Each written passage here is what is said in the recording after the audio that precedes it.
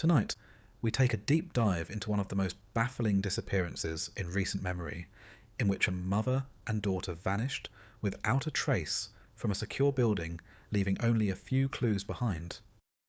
More than 17 years later, the mystery remains unsolved. So what really happened? And why can't investigators explain it to this day?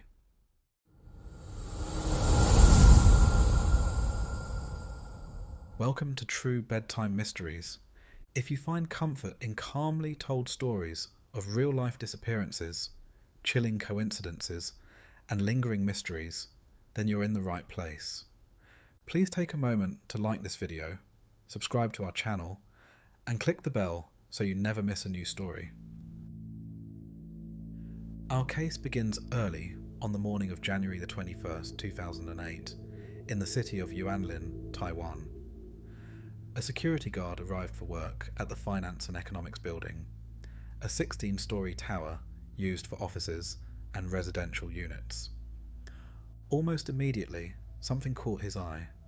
A pair of women's shoes had been left just outside the first floor stairwell. He thought it was unusual, so went on to look for the owner of the shoes. He asked residents, but no one knew how they got there. Then inside the elevator, left on the floor, were another pair of shoes, along with a red coat. He alerted the building manager, who grew uneasy. The moment the manager heard the report, he immediately remembered something strange from the night before. Just before midnight, the manager saw a woman rush into the building holding the hand of a young girl. He didn't recognize them as residents, so he asked them what they were doing. Without hesitation, the woman told him they were visiting a friend, then hurried to the elevator with the girl. When the security guard and building manager checked the CCTV footage, the mystery deepened. The woman and child took the elevator to the 11th floor, which was the top floor of the building.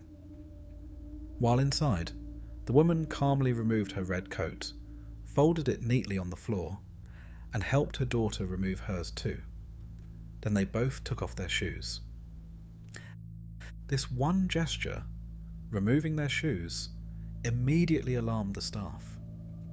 In many East Asian cultures, it's customary to remove shoes before entering sacred spaces, or in cases of impending suicide, to symbolically avoid bringing dirt into the afterlife. For the building staff, there was only one conclusion. The woman had taken her daughter to the rooftop to die.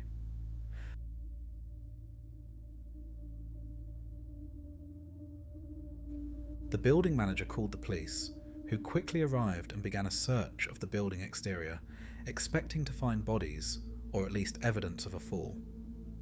But there was nothing, not a trace. There were no overhanging balconies for them to land on, and adjacent buildings were far shorter, making a jump almost impossible to reach or survive. The rooftop itself was searched thoroughly. The transformer box, ventilation shafts, water tank, pipes, corners, ledges. The police checked everywhere, but didn't find a thing. They checked CCTV cameras, which covered every entrance and exit of the building, but the two were never seen leaving. Even the basement parking garage, stairwells, and abandoned areas were checked. No cars were allowed to leave the garage, and those that were already there were searched. Also in the garage was a heavy door leading to a neighbouring abandoned building. But the door was old, dusty and undisturbed, indicating that it hadn't been used in a very long time. Mysteriously, there were no signs of life, and no signs of death either.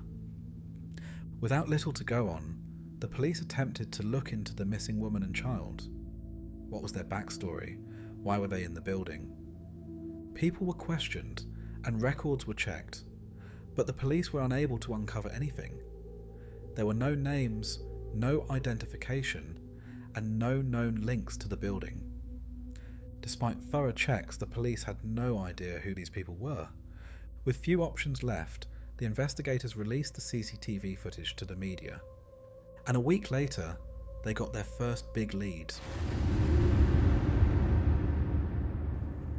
On January 28th, a veteran security guard who worked at the building noticed a moped parked right by the entrance. Most of the time, this wouldn't be remarkable. He knew the bike didn't belong to anyone who lived in the building, but delivery drivers often parked outside. The thing that caught his eye and unsettled him was the fact the bike had been in the same spot, unmoved, for several days with the keys still in the transmission. He alerted investigators, who were able to trace the license plate to a 37-year-old woman who had been reported missing by her husband on January 20th, a day before the shoes and coat were found inside the building. The missing persons report had been made in Chateau, a rural township located about 9 kilometers away from the building. Investigators hurried to speak to the husband and show him the CCTV footage. Immediately, the husband confirmed what he feared most. The woman was his wife, Liu Huijun, and the little girl, their 4-year-old daughter. Now that they knew who the woman was, they could start piecing together details of her life.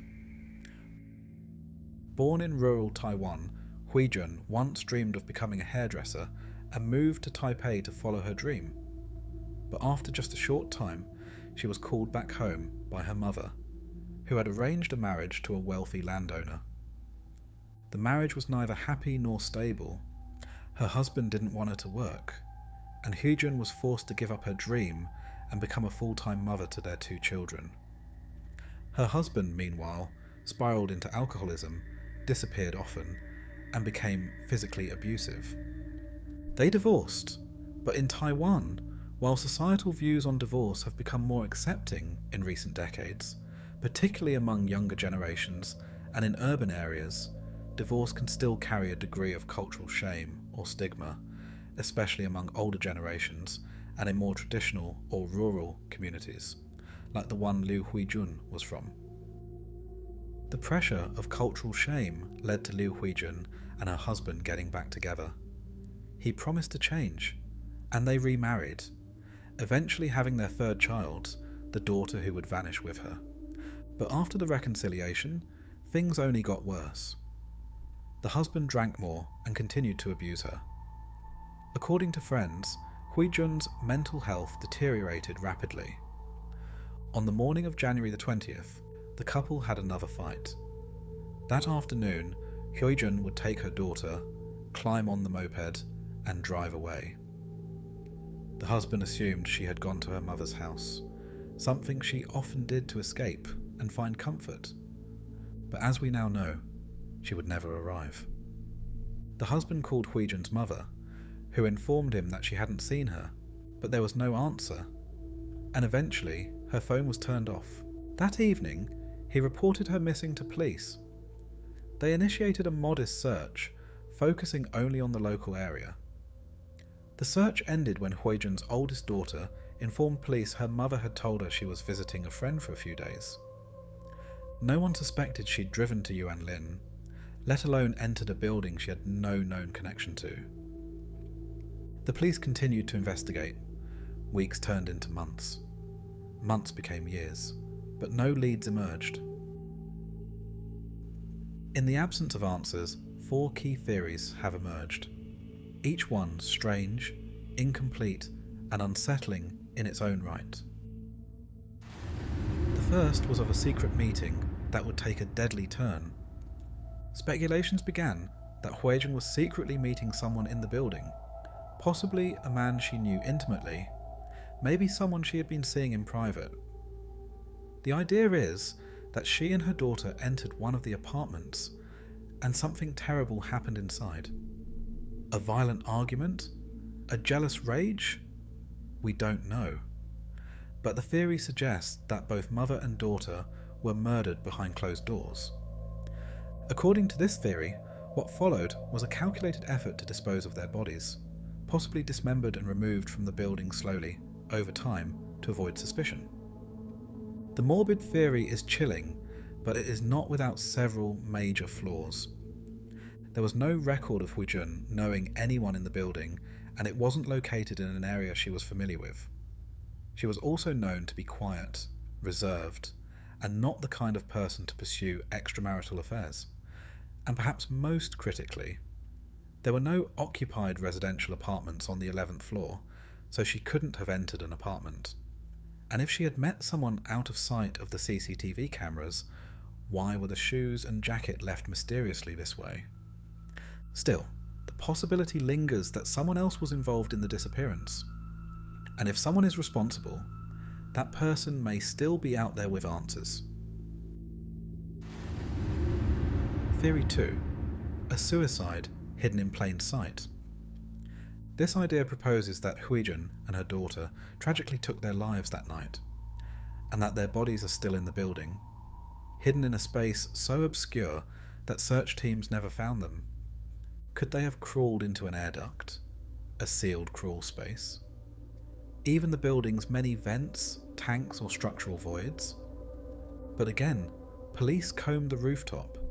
They opened the transformer box. They checked water pipes and the ventilation systems. But investigators found nothing, not a single trace. The likelihood of this theory becomes even more unlikely when we consider the climate of Taiwan. While January tends to be the coldest month, temperatures are still relatively mild, and in the weeks that follow, they will only get warmer. A body eventually smells, yet not one resident or staff member ever reported any strange odours, even months or years later. The third theory centres around a calculated escape. This theory suggests that Huijun didn't come to the Yuanlin Finance and Economics building to die, but to disappear. The red coat placed neatly on the elevator floor, the removed shoes, the silent journey to the rooftop. Was it all a performance? An act of symbolic misdirection? By invoking the imagery associated with suicide, particularly the cultural act of removing one's shoes, she may have deliberately created a narrative that would convince her family, the police, and even the general public that she had taken her own life. In doing so, she could vanish with her daughter and start over, without being pursued.